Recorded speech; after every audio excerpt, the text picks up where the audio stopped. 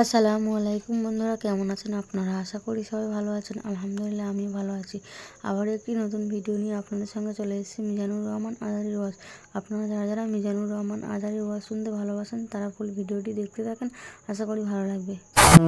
হারিস বিন mirror রাদিয়াল্লাহু তাআলা আনহু বনুল মুস্তালিকের যুদ্ধে জেতার পরে হারিস বিন মিরারকে বিশ্বনবী দায়িত্ব দিলেন যে হারিস বিন মিরার, তুমি এই এলাকার নেতা, কি করতে হবে আমাদের? বিশ্বনবী বললেন, নামাজ পড়বা, রমাদানের রোজা রাখবা, যাকাত আদায় করবা। মেরার বলে, তাহলে যাকাত নেন? বিশ্বনবী বললেন, না, 1 বছর পূর্ণ হওয়ার পরে যাকাত দিতে হয়। যাকাত কয় বছর পর পর?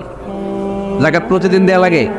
হালানিল হাউল, 1 বছর যখন হবে আমি আমার সাহাবী পাঠাবো মদিনা থেকে, তখন দিয়ে দিও। বিশ্বনবী চলে গেলেন। 1 বছর পরে এক সাহাবীকে রেডি করলেন, যাকাতের সম্পদ নিয়ে আসো বনুল মুস্তালিকের পক্ষ থেকে। ওই সাহাবীর নাম হচ্ছে আল আলী ওয়ালিদ ইবনে উকবা। বিশ্বনবী ডেকে বললেন, ওয়ালিদ যাও, 1 বছর সময় অতিক্রান্ত হয়েছে, বনুল মুস্তালিকের লোকদের যত যাকাতের সম্পদ জমা হয়েছে নিয়ে আসো। সাইয়েদনা ওয়ালিদ ইবনে উকবা যখন সম্পদ আনার জন্য বের হলেন, ওইদিকে বনুল মুস্তালিকের লোকেরা শুনতে পেল বিশ্বনবীর পাঠানো সাহাবী ওনাদের এলাকায় শুভাগমন করবে। ওই সাহাবীকে লাল গাড়িচার সংবর্ধনা দেওয়ার জন্য সেনাবাহিনী সহ পুরো এলাকা থেকে সব সৈন্যবাহিনী সহ তারা মরুভূমির মধ্যে এসে দাঁড়িয়ে রয়েছে। সুবহানাল্লাহ পড়েন। নবীর সাহাবীর আগমন হবে, নবীর সাহাবীর শুভাগমন। উনি এসে আমাদের এলাকার যাকাতের টাকা কালেকশন করে নিয়ে যাবে, ওনাকে সংবর্ধনা দিব। বের হও। তলোয়ার নিয়ে, ঘোড়া নিয়ে, গার্ড দিয়ে আমরা দাঁড়িয়ে থাকি। তো মরুভূমিতে সবাই দাঁড়ায় আসছে। আল ওয়ালিদ ইবনে উকবা মদিনা থেকে বিশাল রাস্তা পাড়ি দিয়ে যখন বনুল মুস্তালিকের এলাকার কাছাকাছি দূর থেকে দেখে তলোয়ার নিয়ে লোকজন দাঁড়ায় আছে। কি নিয়ে দাঁড়ায় আছে? উনি ভাবছে আমারে মারার জন্য দাঁড়ায় আছে। উনি মনে মনে ভাবলেন, বিশ্বনবী পাঠালেন যাকাত নেয়ার জন্য, যাকাত পরে নিব, আগে জান সামলাই। কারণ এলাকার লোকেরা সব তলোয়ার নিয়ে সেনাবাহিনী সহ দাঁড়ানো। আসলে কথাটা কি ঠিক? ঠিক মারার জন্য দাঁড়ায় আছে। কি জন্য? সম্মান দেওয়ার জন্য, ওয়েলকামিং রিসেপশন দেওয়ার জন্য। উনি ভাবলেন আমারে কচিকাটা করবো, এক কাজ করি, ওদিকে না যে অ্যাবাউট টার্ন উল্টা করি। যেই চিন্তা ওই কাজ। সাহাবী আল ওয়ালিদ ইবনে উকবা উল্টা করে গেলেন। মন্দ ধারণা নিয়ে ফিরে যেয়ে বিশ্বনবীরে বললেন, নবী আপনি আমার মায়ের খাওয়ার জন্য পাঠাইছিলেন, যাকাত আনার জন্য পাঠিয়েছেন, কিন্তু তারা যাকাত তো দিবেই না, আমারে হত্যার জন্য তলোয়ার নিয়ে দাঁড়িয়েছিল গো নবী। কথা কি সত্য? উনি ভুল বুঝতে পারছেন, উনি ভুল বুঝেছেন। না বুঝে ভুল কথায় বিশ্বনবীর কাছে প্রচার করে দিলেন। আল্লাহর হাবিব সাল্লাল্লাহু আলাইহি ওয়াসাল্লাম সহজ সরল মনা নবী, সাহাবী তো আর মিথ্যা বলবেন না। বিশ্বনবী বিশ্বাস করলেন। বিশ্বাস করে খালিদ ইবনে ওয়ালিদের নেতৃত্বে 1000 সৈন্যের অভিযান পাঠালেন। বললেন, যাও, যে দেখো ঘটনা কি, ঘটনা সত্য হলে অভিযান চালাও। আল্লাহ বলে, নবী অভিযান পরে চালায়েন, একটু থামেন। ফাতাবায়ানু ইন জাআকুম ফাসিকুম বিনাবাইন ফাতাবায়ানু। নবী ওয়ালিদ এসে আপনার কাছে দেই তথ্য প্রচার করেছে, তথ্যটা সঠিক নয়, আগে যাচাই করেন, তারপরে অ্যাকশনে যান। ঠিক কি না? আমরা ডাইরেক্ট অ্যাকশন মারি। আমরা কি করি?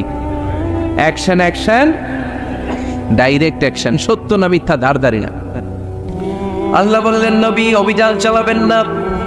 ওয়ালিদ যেই কথা আপনারে বলেছে এই কথাটা সত্য নয়। আন তুসিবু কওমান বিজাহালাতিন ফাতুসবিহু আলা মা ফাআলতুম নাদিবিন।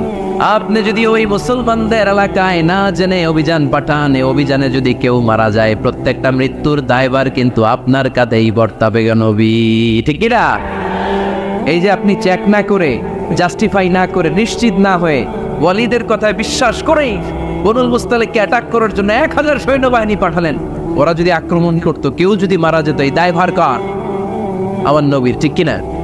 নবীকে শিখানোর মাধ্যমে আল্লাহ তাআলা গোটা উম্মতকে শিখাই দিলেন, ইন জাআকুম ফাসিকুম বিনাবাইন ফাতাবায়ানু। কেউ যদি খবর নিয়ে আসে, শুনেই বিশ্বাস করো না, আগে যাচাই করো, আগে চেক করো, তারপরে বিশ্বাস করবা। ঠিক কিনা? তাহলে এখন থেকে একটা কিছু শুনলে বিশ্বাস করবেন। একজন এসে বলল, ভাইজান আপনার মেয়েরে দেখলাম আরেক ছেলের সাথে বাজারে ঘোরাফেরা করে, ওই রমনার বটমূলে দেখলাম আপনার মেয়ে আরেক ছেলের নিয়ে ফষ্টি নষ্টি করে। লোকের কথা বিশ্বাস করে বাসায় যে মেয়ের চুলের মধ্যে ধরে মাইর, আইজো মায়ের কাইলো মাইর। এরকম হইতে পারে না? হয়তো ওই লোক আপনার মেয়ের মতো দেখতে আরেক মেয়েকে দেখছে। এরকম হয় কিনা সমাজে? একজন এসে বললো, ভাই আপনি এখানে বাবিরও তো দেখলাম ওই জায়গায় আরেক লোকের সাথে ঘোরাফেরা করতেছে, খবর রাখেন না বাসা? আপনি দেখে মেঘে ঘটনা কি, আমার খেয়ে আমার পরে আরেকজনের সাথে, যে এই বাড়িতে যে মাই, কোনো কথা নেই। দেখবেন যে ছোট্ট মারামারি থেকে এই ঘটনা অনেক সময় বিচ্ছেদ বা ডিভোর্স পর্যন্ত গড়ায়, ঠিক কিনা? ওই যে শোনা কথায় কান দিয়েছেন, ফাতাবাইয়ুন, আপনি চেক করেন নাই, হয়তো আপনার স্ত্রীর মতো দেখতে বা আপনার স্ত্রী যে জামা পরে, যে পোশাক পরে, এরকম পোশাক পরে আরেক নারীকে দেখছে, আপনার বউ না এটা। আপনার মেয়ের ব্যাপারে যে তথ্য দিয়েছে এটা সঠিক নয়, সে আপনার মেয়ের মতো আরেকটা মেয়েকে দেখেছে, এসে আপনার কাছে বলে দিছে, আপনিও বিশ্বাস করছেন। ভেজাল আছে না নাই? এই ভেজালগুলোকে থামানোর জন্য কোরআনে এই বিধানগুলো নাজিল করেছে কে? তাহলে ফরিদপুরের ভাইয়েরা, 3 নাম্বার গাইডলাইন সমাজটাকে সুন্দর রাখার, তথ্য একটা শুনলেই বিশ্বাস করবেন না। সিলে কান নিয়ে গেছে, শুনলেই সিলের পিছনে দৌড়, নাকি? কি করবেন? আগে কানে হাত দিয়ে একটু দেখবো কান দুইটা আছে না নাই, তারপরে চিলের পেছনে দৌড় আসবে। তাহলে এখন থেকে আমরা তথ্য একটা শুনলে বিশ্বাস করব। তাহলে কি করবেন? বলতে হবে কি করবেন? যাচাই বাছাই, জাস্টিফিকেশন অফ দ্য নিউজ। কোন নিউজ জাস্টিফিকেশন ছাড়া আমরা প্রচার করব, বিশ্বাস করব, শেয়ার করব না। 4 নম্বরে আল্লাহ বললেন, ইয়া আইয়ুহাল্লাযীনা আমানু লা ইয়াসফার কওমুম মিন কওম। ওহে আমার ঈমানদার বান্দারা, শোনো শোনো, খবরদার কখনো কোনো মুমিন বান্দারে ঠাট্টা করো না, অবজ্ঞা করো না, ঠাট্টা করো না। তার মনে কষ্ট হয় এমন কোনো কথা তারে বলো না। Never scoff of anybody.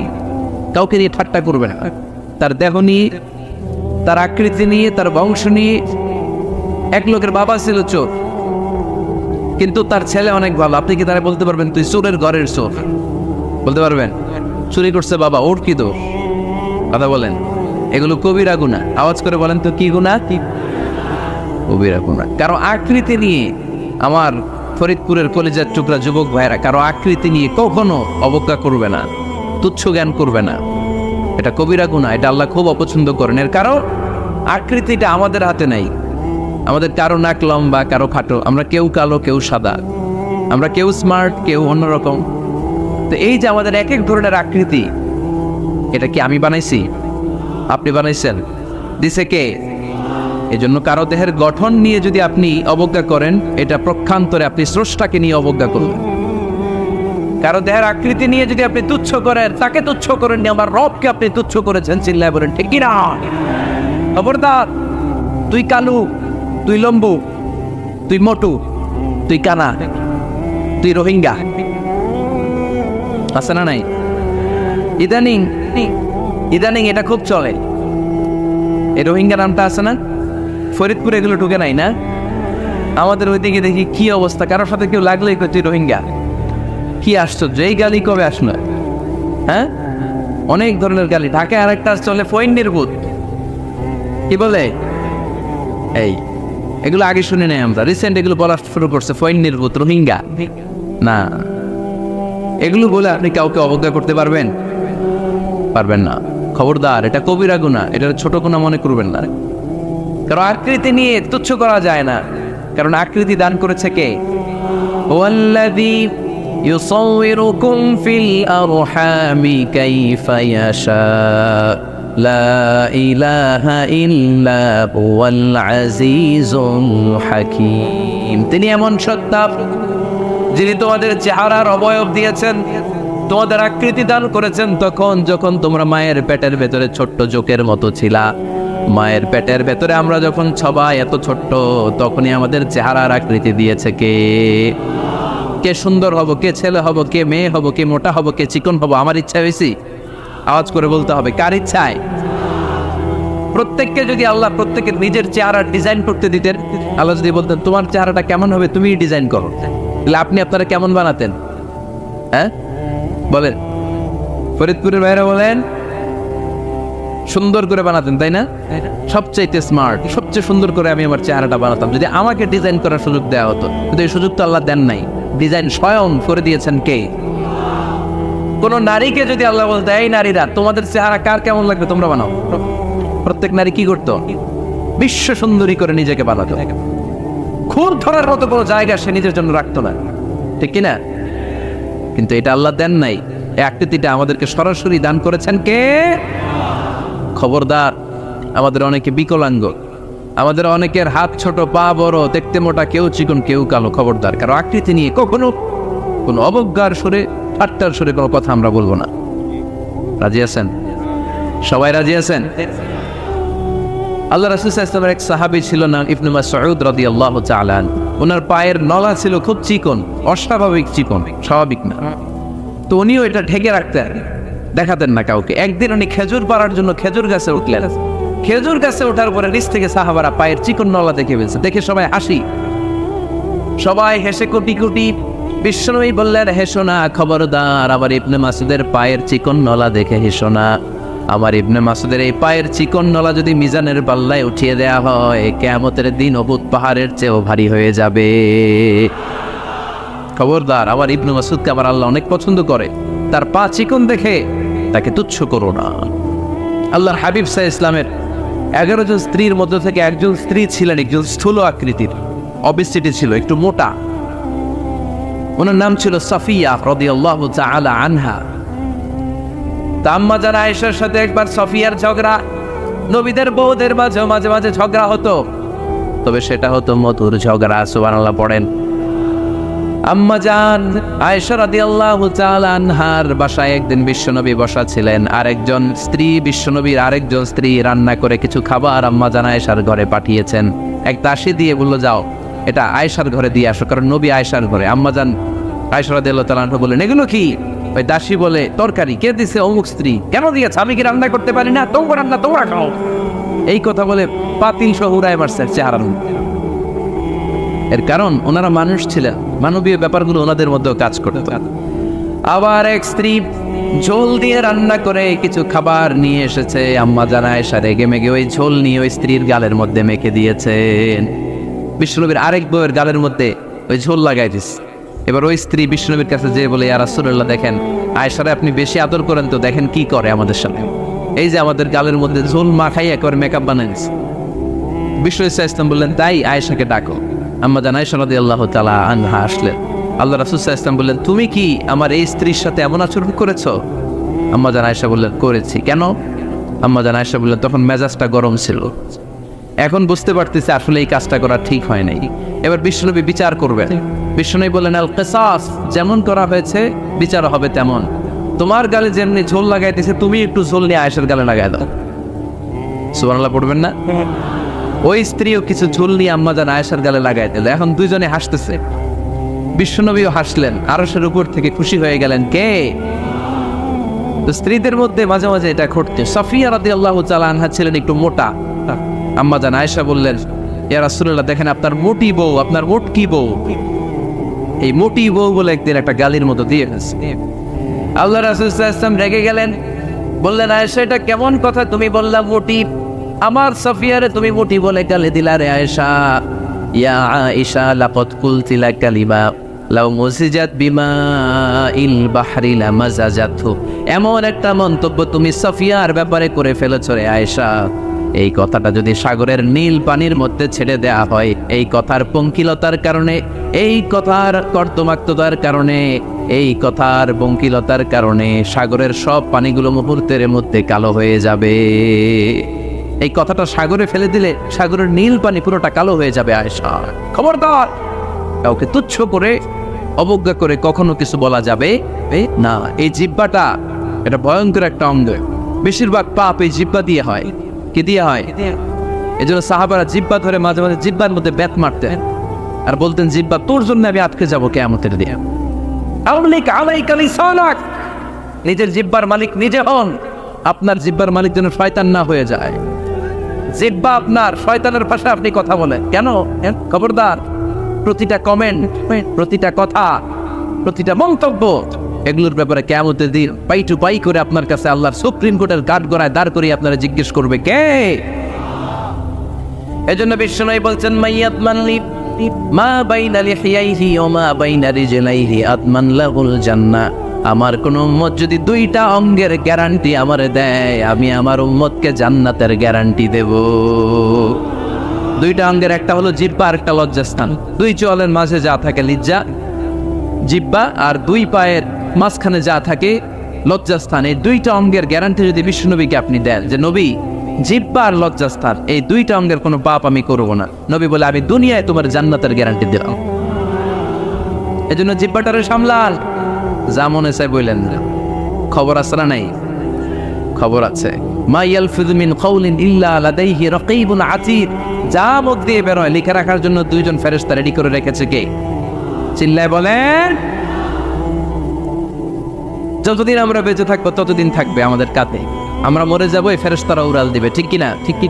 দুই কান্দে জি ছিল যে তোমার দুইজনা পাহারা, তোমারে একলা থইয়া পালাইছে তাহারা। তোমার আট কুঠুরি নয় দরজা বন্ধ এবার হলো রে হলো, মুখে আল্লাহ রসুল সবে বলো, ও মুখে আল্লাহ রসুল সবে বলো। দুয়ারে আইসাছে পালকি নাই হরি গাও তোলো রে তোলো, মুখে আল্লাহ রসুল সবে বলো, ঠিক না? এজন্য সাবধান। আমলিক আলাইকা লিসানাক, নিজের জিহ্বার মালিক নিজে হন। মন যা চায় মুমিন তখন ইচ্ছা মতো মন মতো কোনো মন্তব্য ছুটতে পারে না। বিশ্বাসী বলে যদি নিজেকে দাবি করে, নিজের জিহ্বার মালিক নিজে থাকার দরকার আছে না নাই? তাহলে 4 নম্বরে আল্লাহ বললেন লা ইয়াসখার কওমুন মিন কওম, কেউ কাউরে ঠাট্টা করবো না আমরা। অবজ্ঞার সুরে কোনোদিন কাউরে কোনো কথা বলবো না।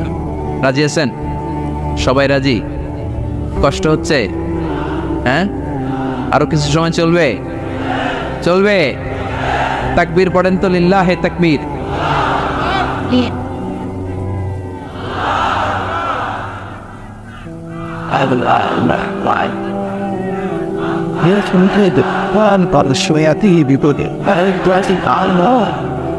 আপনাদের ভলান্টিয়ার রেডি রাখছেন, আমি হওয়ার আগে সেটা যাচ্ছি। মাশাআল্লাহ, সবাই আওয়াজ করে পড়ি মাশাআল্লাহ। আমরা বিশৃঙ্খলা করবো না, একসাথে বিদায় নিব। আরো অনেক সময় আছে আমার হাতে, আমরা একসাথে কথা শুনে বিদায় নিব। রাজি আছেন তো? বিশৃঙ্খলা করে মাঝখান থেকে উঠবেন কে কে দেখি? উঠবেন? মাশাআল্লাহ। না, আজকে অনেক সুশৃঙ্খলে যারা দোয়া আছে, মোনাজাত আছে, আমরা একসাথে একটু দোয়া করব। দোয়া করে এরপরে বিদায় নিব। এই 1 বছর পর পর এই প্রোগ্রাম হয়, আবার বেঁচে থাকলে কবে আসি না আসি, ঠিক কিনা? দোয়ায় অংশগ্রহণ করে যাবেন তো সবাই? মাশাআল্লাহ, আজকের প্রোগ্রাম অনেক সুশৃঙ্খল। আমি যখন নামি তখনই ভালো লাগতেছিল আমার, কারণ ধাক্কি করে এমন ভাবে হেলিকপ্টারের উপর মানে ছাপটে পড়ে লোকজন, এতে অনেক সমস্যা। আমরা বেরোতে পারি না, প্রোগ্রামে আসতে পারি না, দেরি হয়ে যায়, সব কিছু ডিসঅর্ডার হয়ে যায়। আজকে এত সুশৃঙ্খল ব্যবস্থাপনা আমার খুব ভালো লেগেছে আলহামদুলিল্লাহ। ফরিদপুরের মানুষ খুবই সুশৃঙ্খল। আল্লাহ তুমি ভাইদেরকে আরো ভালো ভালো কাজ আঞ্জাম দেওয়ার তৌফিক দান করো। আওয়াজ করে পড়বো আমিন। এরপরে 5 নম্বরে আল্লাহ বললেন ওয়ালা তালমিজু আনফুসাকুম, খবরদার তোমরা অন্যের দোষ খোঁজো না। দোষ খুঁজবা নিজেদের, কিন্তু সমাজে আমরা অন্যের দোষ খুঁজি কি খুঁজি না। 5 নম্বর ওয়ালা তালমিজু আনফুসাকুম, নেভার ডিসফেম ইচ আদার, একে অপরের দোষ খোঁজো না। আমাদের সমাজে কিছু লোক আছে নিজের দোষ দেখে না, খালি অন্যের দোষ দেখে। আছে না নাই? চায়ের দোকানে বসে বসে দেখবেন বলবে এই বাড়িতে এই সমস্যা, ওই বাড়িতে ওই সমস্যা, ওই বাড়িতে মারামারি, ওই বাড়িতে কাটাকাটি। তোর বাড়িতে কি সমস্যা ওইটা বল, তোমার বাড়িতে কি সমস্যা ওইটা বলো মিয়া। আছে না এরকম? এই হুজুর ভালো না, এই সমস্যা, ওই হুজুরও ভালো না, এই হুজুরও খারাপ, এই হুজুরের এই সমস্যা। তুমি হুজুরের কি সমস্যা? তুমি হুজুরের কি সমস্যা আগে জাতির কাছে ওইটা বলো। আগে নিজে ভালো হও, নিজে ভালো তো জগৎ ভালো। যেন খবরদার অন্যের দোষ খুঁজবেন না, এটা খুব বাজে একটা স্বভাব। খালি অন্যের দোষ খোঁজে। যে নিজে নিজের দোষ খুঁজতে পারে, যে নিজে নিজের সমালোচনা করতে পারে, সে সবচেয়ে বুদ্ধিমান। কারণ অন্যে কি করছে এই ব্যাপারে আপনারা ধরবে আল্লাহ। কথা বলেন না কেন? আল্লাহ আপনাকে ধরবে আপনার কি সমস্যা, আপনি কি করলেন, শুধু ওই ব্যাপারেই আপনি জিজ্ঞাসিত হবে। এজন্য আল্লাহ বললেন তাদের উপর আমার লানত, তাদের উপর ধ্বংস, যারা প্রকাশ্যে অপ্রকাশ্যে অন্যদের দোষ খুঁজে বেড়ায়, দোষ বলে বেড়ায়। এরকম আছে না নাই?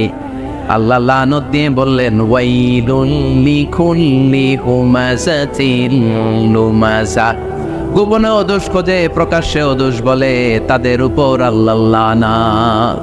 হুমাযাতিন লুমাযা, এই লুমাযা শব্দ থেকে আল্লাহ এনেছেন ওয়ালা তালমিজু আনফুসাকুম, একে অপরের দোষ খোঁজো না, নিজের দোষ খোঁজো, সেই সবচেয়ে বুদ্ধিমান। তাহলে আমরা আত্মসমালোচনা করব, কি করব? খেয়াল রাখবেন, সবচেয়ে খারাপ হচ্ছে সমালোচনা। সবচেয়ে খারাপ কি? তারপর কিছুটা ভালো যেটা, সেটা হচ্ছে আলোচনা। সেটা কি? আলোচনা। সবচেয়ে ভালো হচ্ছে আত্মসমালোচনা। সবচেয়ে ভালো কি? তাহলে তিনটা বললাম। এক হচ্ছে সমালোচনা, আমরা করব না, আমরা করব আলোচনা, আর সবচেয়ে বেশি করব আত্মসমালোচনা, সেলফ ক্রিটিসিজম। রাতে ঘুমানোর আগে একটু ভাববেন কি কি ভুল করলাম, কাকে কাকে কষ্ট দিলাম, কি কি অন্যায় আজকে আমার দ্বারা হলো, কালকের দিনটা যেন আবার আজকের দিনের চেয়ে ভালো হয়। নিজের সাথে নিজের এরকম বোঝাপড়ার দরকার আছে না নাই? আমরা যেন আত্মসমালোচনা করি ফরিদপুরের ভাইয়েরা, অন্যের দোষ যেন না খুঁজি। Small people talk about people. যারা নিচু মানের মানুষ, এরা শুধু মানুষের দোষ খুঁজে বেড়ায়, মানুষ নিয়ে কথা কয়, এই মানুষের সমস্যা, এই সমস্যা। Average people talk about things and story and the incidents. যারা মাঝারি মনের মানুষ, তারা বিভিন্ন ঘটনা নিয়ে কথা বলে, বিভিন্ন বিষয় নিয়ে কথা বলে। আর গ্রেট পিপল, যারা মহামানুষ, দে টক অ্যাবাউট আইডিয়াস। তারা নতুন নতুন আইডিয়া নিয়ে কথা বলে। এই আইডিয়া সমাজে অ্যাপ্লাই করলে, ইমপ্লিমেন্ট করলে সমাজটা বদলে যাবে। এই আইডিয়া এখানে সেট করলে এখানে কল্যাণ হবে। বড় মনের মানুষরা আইডিয়া নিয়ে কথা বলে। এখন দ্য ডিসিশন ইজ ইয়ার্স, সিদ্ধান্ত আপনার। আপনি কি ছোট মনের মানুষ হবেন না বড় মনের মানুষ হবেন? অন্যরে নিয়ে আবার কোনো টেনশনের দরকার নেই। আরে আমি জান্নাতি না জাহান্নামী, এই টেনশনে তো ঘুম আসে না আমার। আমার কি অবস্থা হবে আমি জানি না। আমি আরেকজনের দোষ খুঁজি, আমি আরেকজনের বদনাম বলি, আমি আরেকজনের পিছু লেগে থাকি। খবরদার, বিশ্বাসী বলে যারা দাবি করে তারা কখনো অন্যের পিছু লাগতে পারে। খেয়াল রাখবেন, কেউ যদি পিছু লেগে থাকে ও আজীবন পিছেই থাকবে। পিছু লাগা মানে কি? ও সামনে না আমি সামনে? কথা বুঝে নাই বোধহয়। কেউ যদি আমার পিছু লাগে, ও সামনে না আমি সামনে? ভাই আমি সামনেই থাকবো, ও পিছনেই থাকবে। কথা বুঝতে পেরেছে? খবরদার, পিছু লাগবো না কারো। কারণ কারো পিছু লাগলে আমি পিছনে পড়ে যাবো। কারো দোষ খুঁজবো না, নিজের দোষ খুঁজবো। আমার কি সমস্যা আছে, আমার কি ইমপ্রুভ করা দরকার, আমার কি ডেভেলপ করা দরকার, আমি নিজেকে কিভাবে সাজাতে পারি, এই নিয়ে থাকবে আমার টেনশন। আল্লাহর দেয়া আমাদের জন্য সবচেয়ে বড় উপহার হচ্ছে সময়। আল্লাহ আপনারা এত কিছু দিয়েছে, এর মধ্যে সবচেয়ে দামি কোন জিনিসটা দিয়েছে জানেন? সময়। কি দিয়েছেন? আমাদের জীবনের এই সবচেয়ে দামি জিনিসটা, এই সময়টা আমরা অন্যের পিছনে লাগাই ফেলি। অন্যের দোষ খুঁজতে খুঁজতে অন্যের এই সময়টা দিয়ে দিই, নিজের সময় নিজের কাজে লাগাতে পারি না, তাই না? এজন্য আমরা যেন অন্যের দোষ না খুঁজি, নিজের দোষ খুঁজি। ওয়ালা তালমিজু আনফুসাকুম, একে অপরের দোষ খুঁজো না। আদেশটা কার? আওয়াজ করে বলতে হবে, আদেশটা কার?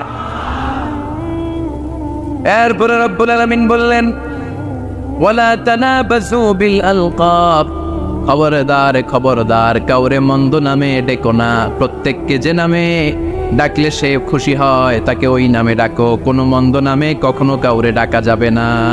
মন্দ নামে ডাকা যাবে? সম্মানিত ভাইরা, কাউরে মন্দ নামে ডাকবেন, তার যেই নাম ওই নামে ডাকবেন। যে নামে সে নিজেকে ডাকলে পছন্দ করে, তাকে ওই নামে ডাকবেন। মন্দ নামে কাউরে ডাকা যাবে না। এটা কবিরা গুনাহ। এটা কি গুনাহ? কবিরা গুনাহ। কারণ প্রত্যেকের নামটা প্রত্যেকের কাছে খুব প্রিয়, খুব আপন, খুব যত্নের, তাই না? ভাই আপনার নাম কি? উজ্জ্বল হোসেন। উজ্জ্বল নামে আরো মানুষ এই গ্রামে আছে না নাই? তা আপনার কাছে মনে হইতে পারে উজ্জ্বল নামটা তো খুব স্বাভাবিক একটা নাম। উজ্জ্বল, কত উজ্জ্বল আছে এলাকায়। আপনার কাছে এরকমই লাগে, কত উজ্জ্বল, কিন্তু ওনার কাছে উজ্জ্বল নামটা এরকম না। ওনার কাছে উজ্জ্বল নামটা স্পেশাল। উজ্জ্বল নামটা কি? স্পেশাল। কারণ এই নামে তাকে সবাই ডাকে। এই নামটা তার কাছে খুব আদরের, খুব যত্নের। হুজুর আপনার নাম কি? সুলাইমান ফারুকি। আপনার কাছে মনে হতে পারে আরে কত সুলাইমান তো জীবনে দেখছি, কত সুলাইমান আছে বাংলাদেশে, 10,000 সুলাইমান আছে না নাই? আছে। তো আপনার কাছে এরকম মনে হয়, কিন্তু ভাইজানের কাছে কি এরকম মনে হয় না? ভাইজানের কাছে সুলাইমানটা খুব দরদের, খুব প্রিয়, খুব আদরের। কারণ এই নামে ভাইজানকে সবাই চিনে, ঠিক কিনা? আমার নাম মিজান। আপনার কাছে মনে হইতে পারে আরে এই নামের কত লোক আছে বাংলাদেশ, আছে না? আমার কাছে এই নামটা খুব দরদের। কারণ আমার মিজান বললে আমি বলি কি, আরেকজনে ডাকলে আমি তাকাই, ঠিক কিনা? ভাবছি আমারে ডাকছে, কারণ এই নামটার প্রতি আমার একটা দুর্বলতা কাজ করে। এটা আমার পরিচয় বহন করে প্রত্যেকের কাছে। প্রত্যেকের নামটা এমন, এজন্য কারো নাম যখন নেবেন সুন্দরভাবে নেবেন। প্রত্যেকের নামকে পছন্দ করে। তার প্রমাণ, কেউ কাগজ কলম পাইলেই দেখবেন নিজের নাম লেখে, সিগনেচার মারে, আছে না নাই? বিশেষ করে সাগরে ঘুরতে গেলে বালুর মধ্যে প্রত্যেকের নাম লেখে দেখবেন। দেখছেন? কক্সবাজারে ঘুরতে গেছেন কারা কারা দেখি? ওরে ফরিদপুরের লোক ঘুরতে যাইতে দেখি অনেক। আচ্ছা, দেখবেন আমি অনেককে দেখেছি সাগর পাড়ে বালুর তীরে বালু পেলেই প্রত্যেকে নিজের নামটা লেখে, লেখে আবার লাভ চিহ্ন দেয় এমনি বড় করে একটা কি দেয়, লাভ মানে কি, তার মানে আমার নামটারে আমি ভালোবাসি। প্রত্যেকের নামটারে বড্ড ভালোবাসি। এজন্য কখনো এই রোহিঙ্গা ফয়েন নির্বোধ এগুলো বলবে না। যার যেই নাম ওই নামটা সুন্দর করে ডাকবেন। আল্লাহ বললেন ওলা তানাবাসু বিল আলকাব, মন্দ নামে কখনো কাউকে ডেকো না, সুন্দর নামে ডাকো। নামের বিকৃতি কবিরা গুনাহ, আমরা আমাদের দেশে এটা করি। কত সুন্দর নাম বাবা মা রেখেছে, আবু বকর, ওরা ডাকে বক্কইরা, কি ডাকে? বাবা মা রেখেছে আব্দুল ওয়াক্কাস, ওরা ডাকে হ্যাঁ আকাইচা, সেটা হইলো? এগুলো করবেন আল্লাহর নামের সাথে মিলায়। কি সুন্দর নাম আব্দুল কুদ্দুস, ওরা কি ডাকে? হ্যাঁ, আজকে থেকে আর ডাকবেন আর? তাহলে আমরা প্রত্যেকের সুন্দর নামে ডাকতে রাজি আছি না নাই? এরপরে আল্লাহ 8 নম্বরে বললেন ইয়া আইয়ুহাল্লাযীনা আমানু ইজতানিবু কাসীরাম মিনাল-যান ইন্না বা'দায-যান্নি ইস, খবরদার আন্দাজ অনুমান করে কথা বলো না। ইজতানিবু কাসীরাম মিনাল-যান, অতিরিক্ত আন্দাজ আর অনুমান নির্ভর কথা থেকে বেঁচে থাকো। আদেশটা কার? আন্দাজে কোনো কথা আমরা বলবো না, অনুমান নির্ভর কথা বলবো না, কারণ ইন্না বা'দায-যান্নি ইস, বেশিরভাগ আন্দাজ অনুমান নির্ভর কথাগুলো মিথ্যা হয়, ফলে পাপ হয়, ঠিক কিনা? আপনি জীবনে যত আন্দাজ করে কথা বলেছেন তার বেশিরভাগই মিথ্যা, বেশিরভাগই ভুল। তাহলে আন্দাজ অনুমান নির্ভর কথা কোনো মুমিন বলতে পারে? খবরদার, আন্দাজ অনুমান নির্ভর কোনো কথা আমরা বলবো না। আল্লাহর হাবিব সাল্লাল্লাহু আলাইহি ওয়াসাল্লাম বলেছেন ইয়াকুম ওয়ায-যান ফা ইন্নায-যান্না আকযাবুল হাদিস, তোমরা ধারণা করা থেকে, অনুমান নির্ভর আন্দাজ নির্ভর কথা থেকে বেঁচে থাকো, কেননা আন্দাজ নির্ভর কথাগুলো হচ্ছে মহাপাপ। নেতা হতে গেলে প্রথমে যেটা করা লাগে সেটা হচ্ছে কাজ করা লাগে। কাজ কি করা লাগে? কাজ না করে নেতা হওয়া যায়? শুধু বক্তব্য মানলেই নেতা হওয়া যাবে? ওই নেতা আমরা চাই না যে শুধু ভাষণ মারে, বক্তব্য দেয়, মাইক পেলেই শুধু ভাষণের ফুলঝুরি, কাজের নামে ঠনঠন, এরকম আছে না নাই? না, এরকম নেতা বলে চলবে না। নেতা কাজ দিয়ে আমাদের হৃদয় জয় করতে হবে। শুধু বক্তব্য দিলে ওটা নেতা না। জনগণের জন্য কাজ করতে হবে, মানবতার জন্য কাজ করতে হবে, দেশের উন্নয়নের জন্য কাজ করতে হবে, ঠিক কিনা? তাহলে আগে কাজ পরে নেতা। নেতা হওয়ার প্রথম শর্ত হইল নেতাকে কাজ করে তার নিজেকে প্রমাণ করতে হবে যে তিনি নেতা। আগে কাজ পরে নেতা। আওয়াজ করে উত্তর দিতে হবে, আগে কি পরে? জোরে বলেন সবাই, আগে কি পরে নেতা। To serve before to lead. I repeat, আমি আবারও বলছি, to serve before to lead. Lead দেওয়ার আগে সার্ভিস দিতে হবে। সাইয়্যিদুল কওমি খাদিমুহুম, জাতির লিডার যিনি হবেন, সাইয়্যিদ যিনি হবেন, তিনি আগে সার্ভিস দিবেন, জাতির খাদেম হবেন। খেদমত ছাড়া, কাজ করা ছাড়া জাতির নেতা হওয়া যায় না।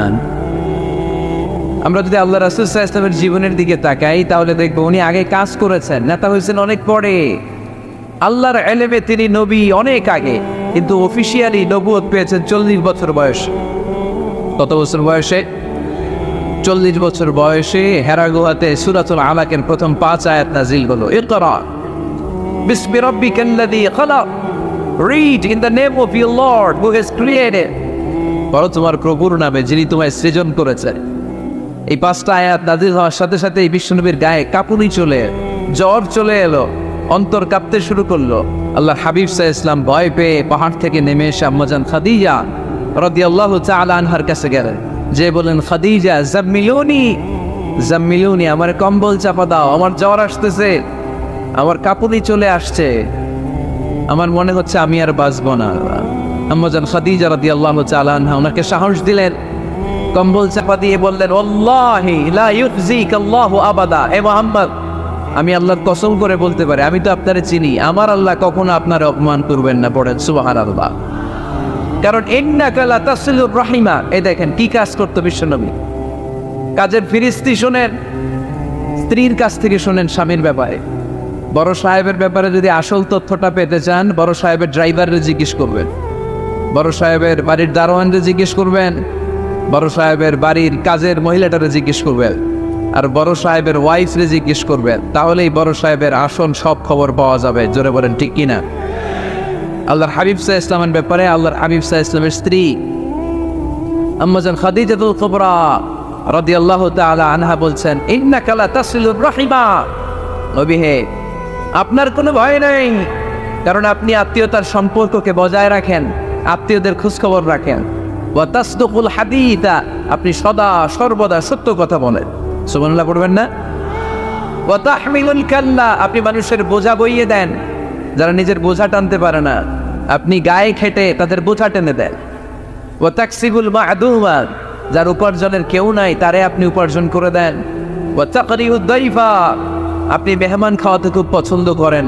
ওয়া তুঈনু আলা নাওয়াইবিল হক, আর সত্য যেখানে বিপন্ন সেখানে আপনি সত্যের বীর সেনানী হয়ে দাঁড়িয়ে যান। যার মধ্যে এই 6টা কোয়ালিটি থাকে তারে আমার রব কোনোদিন অপমান করতে পারে।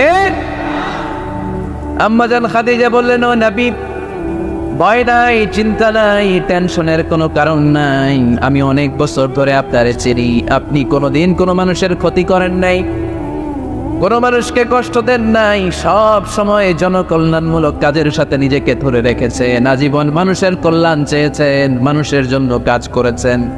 মানুষের জন্য যারা কাজ করে, মানুষের কল্যাণ যারা চায়, তাদেরকে আমার রব কোনোদিন অপমান করে না। 6টা কাজ করতেন আল্লাহ রাসূল সাল্লাল্লাহু আলাইহি ওয়াসাল্লাম। এই 6টা কাজ প্রমাণ করে আল্লাহ রাসূল সাল্লাল্লাহু আলাইহি ওয়াসাল্লাম নেতা হওয়ার আগ থেকেই কাজ শুরু করে দিয়েছেন। নেতা হয়েছে 40 বছর বয়সে। নেতা হয়েছে যখন, তখন বয়স কত? কথা বুঝে নাই বোধহয়। নেতা যখন, নেতৃত্ব যখন পেয়েছেন তখন বয়স কত? কাজ কি 40 বছরে শুরু করছিলেন নাকি? কাজ শুরু করছেন কবে? অনেক আগে। হিজ মিশন ইজ দেয়ার, যদিও নেতা হয় নাই, হিজ মিশন ইজ দেয়ার, তার কাজ সেখানে ছিল। নেতা হওয়ার জন্য তিনি বসে থাকেন নাই, কাজ শুরু করে দিয়েছে।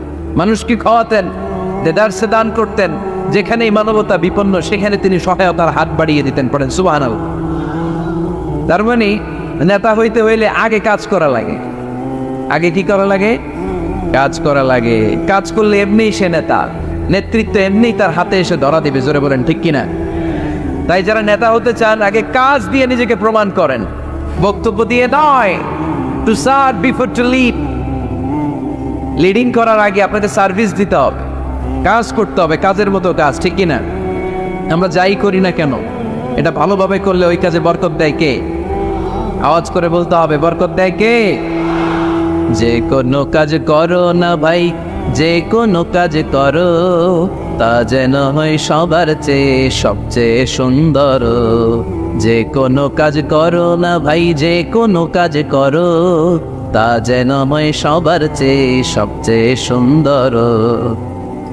হোক না সেটা পড়ালেখা, রঙের ভাষায় ছবি আঁকা, হোক না সেটা পড়ালেখা, রঙের ভাষায় ছবি আঁকা, হোক না সেটা সামান্য কাজ কিংবা মহত্তর, তা যেন হয় সবার চেয়ে সবচেয়ে সুন্দর।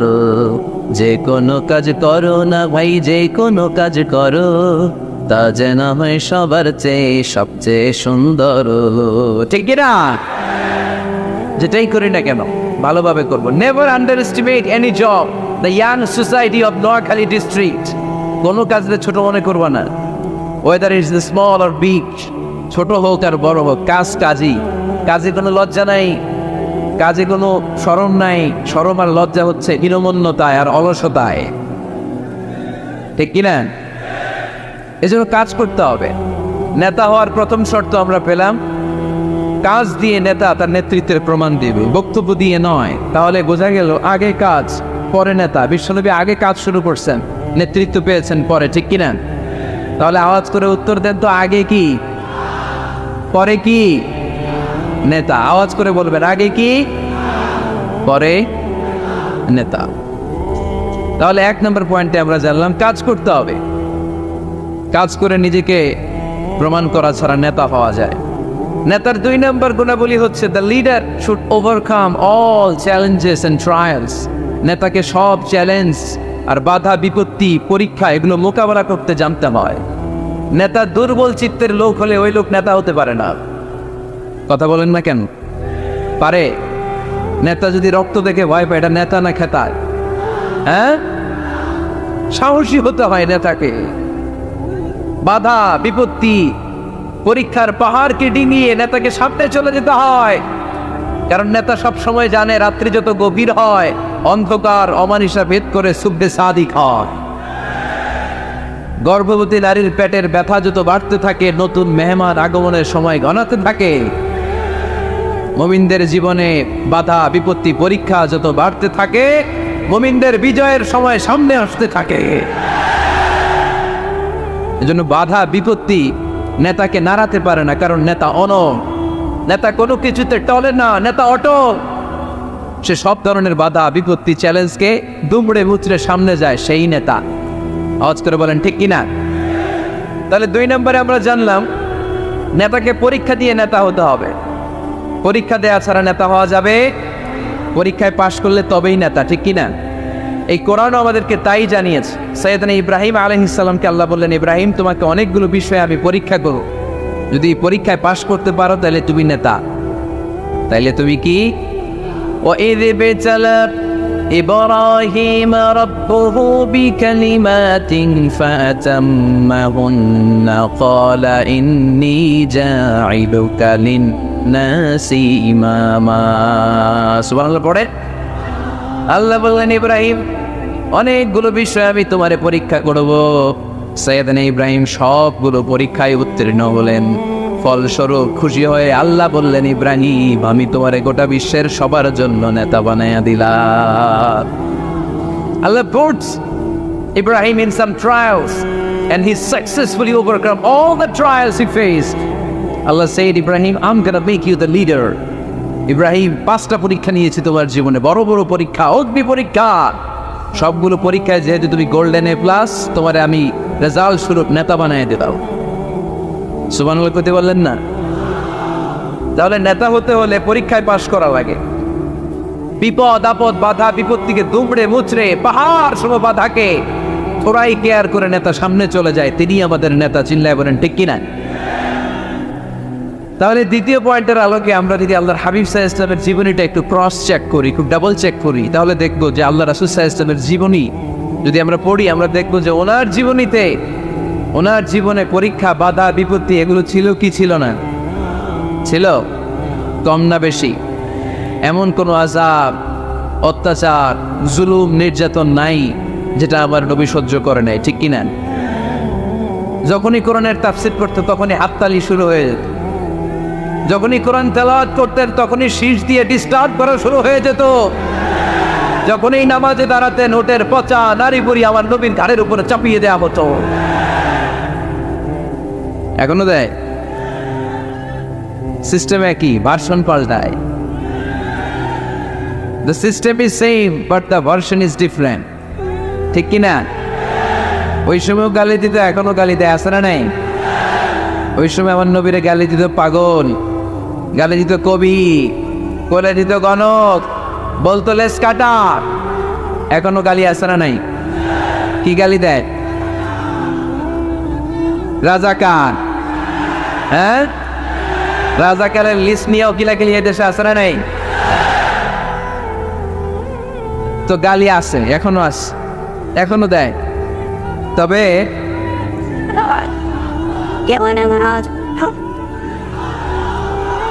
থামুন থামুন,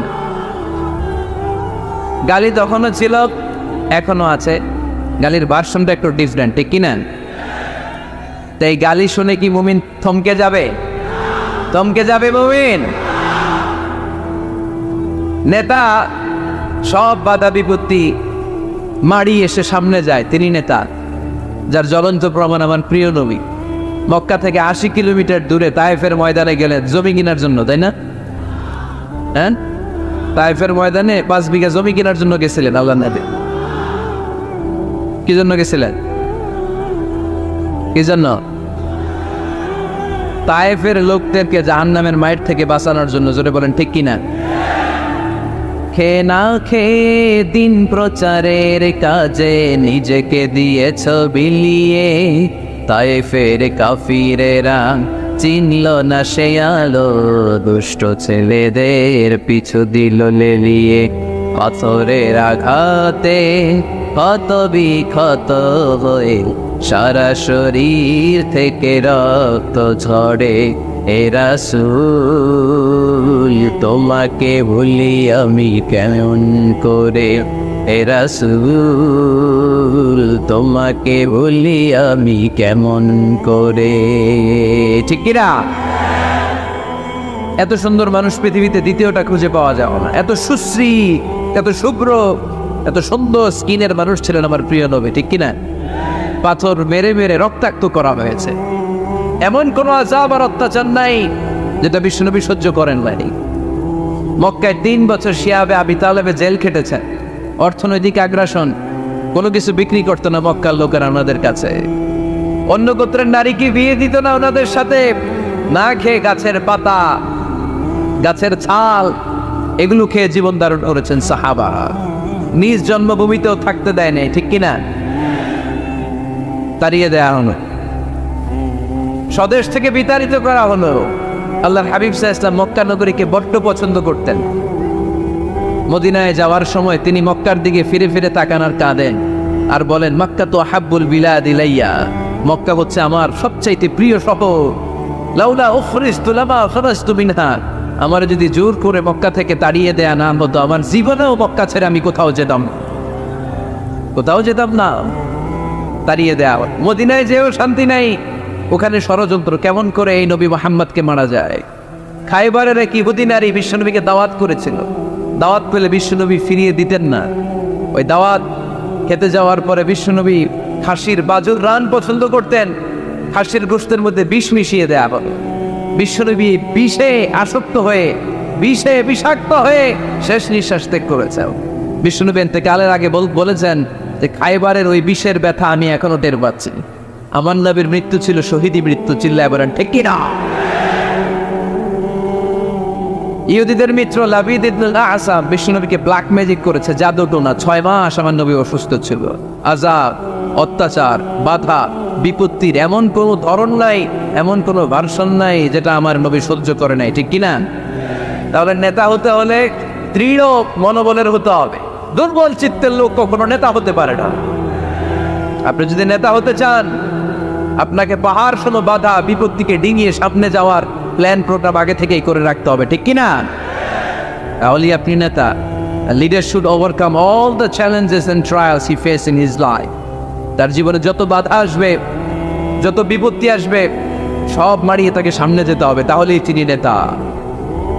তাহলে প্রথম পয়েন্টে আমরা জানলাম নেতা হবেন তিনি যিনি কাজে বিশ্বাসী, কথায় নয়। দ্বিতীয় পয়েন্টে আমরা জানলাম নেতা বিপদ থেকে ভয় পায় না। বিপদ থেকে ভয় পাইলে এটা নেতা। টায়ার পাংচার হইলে, সাইকেলের টায়ার পাংচার হইলে যদি লাভ দেয়, এটা কি নেতা? হ্যাঁ? বরং গ্রেনেড হামলা হলে দৌড়ে সেখানে যেয়ে দেখবে আমার কোনো কর্মী সেখানে মারা গেল কিনা। এ হচ্ছে নেতা। He is the true leader, he is the charismatic leader. ট্রাকের টায়ার পাংচার হইলে লাভ দিলে ওটা তো নেতা না। নেতাকে দৌড়ে যেতে হবে, সমস্যার গোড়া বের করতে হবে, বাধা বিপত্তিকে থোড়াই কেয়ার করবে নেতা, সেই আসল নেতা। ঠিক কিনা? 2টা পয়েন্ট কি বুঝতে পারছেন আপনারা? মনোযোগ আছে না গেছে? কষ্ট হচ্ছে? শেষ করে দিব? শুনবেন আরো কিছু সময়? কখন আসছেন আপনারা?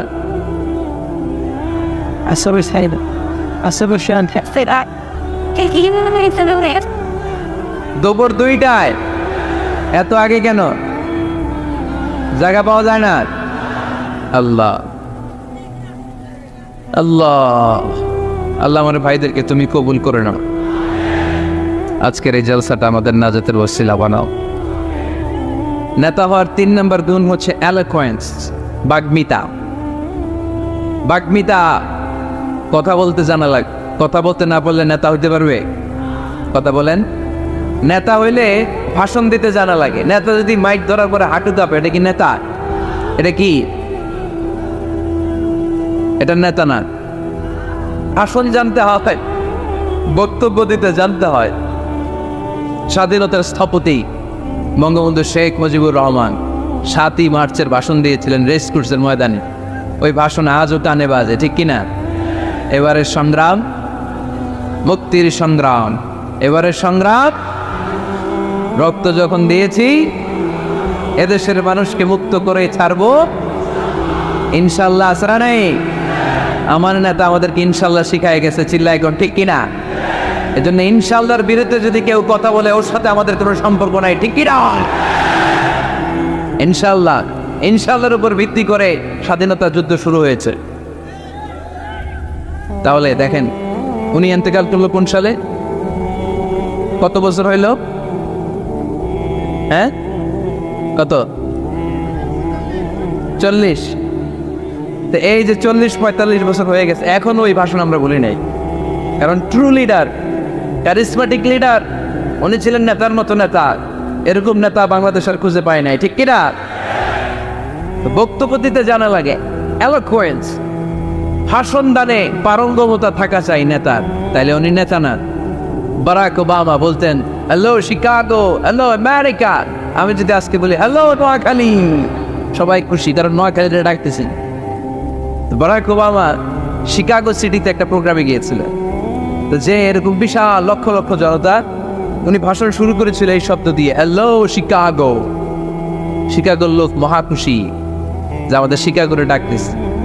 তো এই যে ভাষণ জানা, এটা নেতার জন্য অপরিহার্য। কথা বলতে জানতে হয়, কথা বলতে না জানলে ওই লোক নেতা হইতে পারে। নেতা যদি মাইক নিয়ে তোতলামি শুরু করে, মামলিং করে, কি বলতেছে নিজেই বুঝতেছে না, সে কি নেতা? আচ্ছা, এবার আবার ফিরে যায় আল্লাহ রাসূল সাল্লাল্লাহু আলাইহি ওয়াসাল্লামের জীবনীতে। আমার নবী কি সুন্দর করে গুছিয়ে কথা বলতে জানতেন? পরিষ্কার পরিচ্ছন্ন আরবি ভাষায় ভাষণ দিতে জানতেন। আল্লাহ হাবিব সাল্লাল্লাহু আলাইহি ওয়াসাল্লাম বলতেন, সহিহ মুসলিমের বর্ণনা, উতিতু জাওয়ামিউল কালিম, আল্লাহ তাআলা আমাকে জাওয়ামিউল কালিম দিয়েছে। জাওয়ামিউল কালিম মানে কথা কম, অর্থ বেশি, বুঝায় বেশি। সুবহানাল্লাহ পড়বেন না? Precise in wording, comprehensive in meaning. কথা বলতেন কম, খেয়াল করে শুনেন, আমার নবী কথা বলতেন কম, কিন্তু এই কথার আবেদন থাকতো বেশি। আমার নবী কথা বলতেন কম, এটার impact in the heart of the listener, শ্রোতাদের হৃদয়ে এটার প্রভাব, এটার ইনফ্লুয়েন্স থাকতো অনেক বেশি। কথা বলতেন অল্প শব্দ দিয়ে, কিন্তু এটার ব্যাখ্যা লিখে লিখে, ভলিউমের পর ভলিউম লিখে বিশ্বনবীর কথার শুরু হাত ব্যাখ্যা লিখে শেষ করা যায় না। চিল্লায় পড়েন সুবহানাল্লাহ। আবার আম্মা জান আয়েশা রাদিয়াল্লাহু তাআলা আনহা বলতেন, আন্নান নবী সাল্লাল্লাহু আলাইহি ওয়াসাল্লাম ইযা তাকাল্লামা বিকালিমাতিন লাউ আদ্দাহুল আদ্দু লা আহসাহু। বুখারীর বর্ণনা, আম্মা জান আয়েশা রাদিয়াল্লাহু তাআলা আনহা বলেন, বিশ্বনবী কশিন কালেও তোমাদের মতো করে তাড়াহুড়ো করে কথা বলতেন না। আমার নবী যখন কথা বলতেন, কেউ চাইলে বিশ্বনবী কয়টা কথা বলেছেন গুনে রাখতে পারত। লাউ আদ্দাহুল আদ্দু লা আহসাহু, এত পরিচ্ছন্ন আরবি ভাষায় ভাষণ দিতেন। আল্লাহ নবী কয়টা বাক্য বলেছেন গোনা যেত, কয়টা শব্দ ছিল এই ভাষণে গোনা যেত, কয়টা হারফ তিনি ব্যবহার করেছেন সেটাও গোনা যেত। পড়েন সুবহানাল্লাহ। জরুরি কথা 3 বার বলতেন। কয়বার? আত-তাকওয়া হাহুনা, আত-তাকওয়া হাহুনা, আত-তাকওয়া হাহুনা, ওয়া ইউশিরু ইলা সাদরিহি 3 মাররাত। তাকওয়ার ওয়াজ যেদিন করতেন ওই দিন বলতেন তাকওয়া এখানে, তাকওয়া এখানে, তাকওয়া এখানে, হৃদয়ের দিকে ইঙ্গিত করে বলেছেন। নাকি বলছেন আত-তাকওয়া হাহুনা, আত-তাকওয়া হাহুনা, আত-তাকওয়া হাহুনা?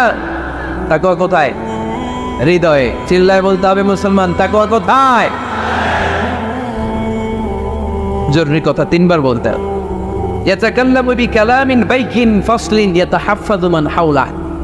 এত স্পষ্ট থেমে থেমে কেটে কেটে কথা বলতেন, এক বাক্য শেষ আরেক বাক্য ধরতেন, ওই বাক্য শেষ আরেক বাক্য ধরতেন। ইয়াতাহাফফাযু মান জালাসা ইনদা। আল্লাহ রাসূল সাল্লাল্লাহু আলাইহি ওয়াসাল্লামের আশেপাশে যারা বসা তারা সহজেই কথাগুলো মুখস্থ রাখতে পারত। সুবহানাল্লাহর আসতে পড়েন। এত সুস্পষ্ট, এত চমৎকার ভাষা আল্লাহ হাবিব সাল্লাল্লাহু আলাইহি ওয়াসাল্লাম কথা বলতেন। মাঝে মাঝে আবেগী ভাষণ দিতেন। জারাফাত মিনহাল কুলুব ওয়াজিলাত মিনহাল কুলুব জারাফাত মিনহাল উয়ুন। ওই ভাষণ শুনে সাহাবারা দাঁড় দাঁড় করে কান্না শুরু করে দিত। আল্লাহর হাবিব সাল্লাল্লাহু আলাইহি ওয়াসাল্লাম কাঁদতেন, সাহাবারাও কাঁদতেন। আবেগী ভাষণ, হৃদয় নিংড়ানো ভাষণ, আবার মাঝে মাঝে জ্বালাময়ী ভাষণ দিতেন।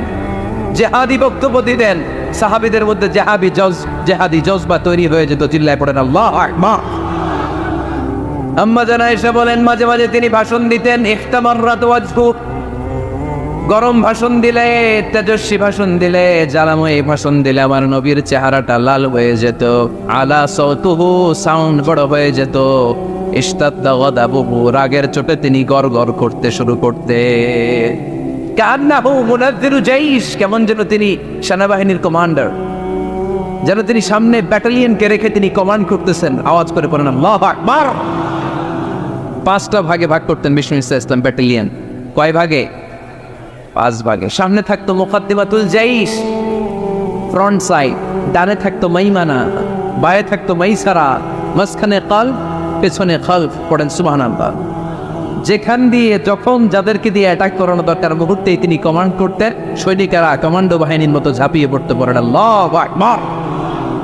তার মানে নেতা হতে গেলে ভাষণ দেয়া লাগে, বক্তব্য জানা লাগে। বক্তব্যের যত সৌন্দর্য আছে, যত পারঙ্গমতা আছে, তার সব আবার নবীর বক্তব্যের মধ্যে আছে না নাই? আচ্ছা, এজন্য ট্রু লিডার যারা, তারা বক্তব্য করতে জানে, ভাষণ করতে জানে, তাদের বক্তব্য দিয়ে মানুষের হৃদয়কে জয় করতে জানে, ঠিক কিনা? নেতা হওয়ার 4 নম্বর গুণাবলী হচ্ছে the leader should be broad minded, not narrow minded. নেতা হইলে বড় মনের হইতে হবে। কি মনে? নেতার কলিজা হইতে হবে এত বড়। কত বড়? হাত দিয়ে দেখেন, সবাই দেখেন, এত বড় হইতে হবে কলিজা। পুরো দেহটাই হইতে হবে কলিজা, পুরো শরীরটাই কি? তাহলে নেতা। ছোট মনের মানুষ নেতা হতে পারে? কথা বলেন। আমাদের দেশের মাননীয় প্রধানমন্ত্রী শেখ হাসিনা, উনি 17 কোটি মানুষের নেতা, ঠিক কিনা? উনি কি শুধু আওয়ামী লীগের প্রধানমন্ত্রী? কথা কন না কেন? শুধু বিএনপির প্রধানমন্ত্রী? শুধু জামাত ইসলামের প্রধানমন্ত্রী? শুধু জাতীয় পার্টির প্রধানমন্ত্রী? তিনি 17 কোটি মানুষের প্রধানমন্ত্রী। আওয়াজ করে বলেন ঠিক কিনা? তার মানে নেতা সবার জন্য হৃদয়ে ভালোবাসা থাকা চাই। অ্যাকোমোডেটিভ মেন্টালিটি হতে হবে, সবাইকে অ্যাকোমোডেট করতে জানতে হবে। এবার দেখি আল্লাহ রাসূল সাল্লাল্লাহু আলাইহি ওয়াসাল্লামের মধ্যে এই গুণ ছিল কিনা। আল্লাহর হাবিব সাল্লাল্লাহু আলাইহি ওয়াসাল্লামের নেতৃত্বের গুণাবলী বলতে যে আল্লাহ তাআলা কোরআনে বিশ্বনবীকে একটা উপাধি দিয়েছেন। উপাধিটা হচ্ছে রাহমাতাল লিল আলামিন। সুবহানাল্লাহ পড়বেন না? রব্বুল আলামিন বলেন ওয়ামা আরসালনাকা ইল্লা রাহমাতাল লিল আলামিন। পড়েন সবাই, ওয়ামা আরসালনাকা ইল্লা রাহমাতাল লিল আলামিন। নবী হে, আমি গোটা বিশ্বের জন্য আপনাকে রহমত করে প্রেরণ করেছি। I have sent you as a mercy for the entire universe. গোটা বিশ্বের জন্য আপনি রহমত। সুবহানাল্লাহ পড়েন। আল্লাহকে এখানে বলছে ওমা আরসালনাকা ইল্লা রাহমাতাল লিল মুসলিমিন। নবী হে, আপনারে মুসলমানদের জন্য রহমত করে পাঠিয়েছি বলেছে। আল্লাহ কি বলছেন? রাহমাতাল লিল মুত্তাকিন, মুত্তাকিদের জন্য রহমত। আল্লাহ বলছেন যে রাহমাতাল লিল মুসাল্লিন, নবী হে আপনি মুসল্লিদের জন্য রহমত। আল্লাহ কি বলেছেন? আওয়াজ করে বলেন। সে কোন বন্ধু বলো বড় বিশ্বস্ত? আমার নবীর চাইতে বিশ্বস্ত, the trust of the personality, পৃথিবীতে দ্বিতীয় কেউ আছে? যার কাছে মন খুলে বলা যায়, যার কাছে প্রাণ খুলে দেয়া যায়, হওয়া যায় অতি আশ্বস্ত। তার নাম আহমদ বড় বিশ্বস্ত। সুবহানাল্লাহ পড়েন। তার মানে আল্লাহর রাসূল সাল্লাল্লাহু আলাইহি ওয়াসাল্লামের চেয়ে বেশি বিশ্বস্ত মানুষ এই পৃথিবীতে দ্বিতীয় কেউ, আমার নবীর চাইতে বড় দিল দরিয়া এই পৃথিবীতে দ্বিতীয় কেউ নেই। তিনি রাহমাতাল লিল আলামিন, গোটা বিশ্বের সবার জন্য ভালোবাসা আমার নবীর হৃদয়ে আছে না নেই? সবার জন্য ভালোবাসা, সবার জন্য ভালোবাসা।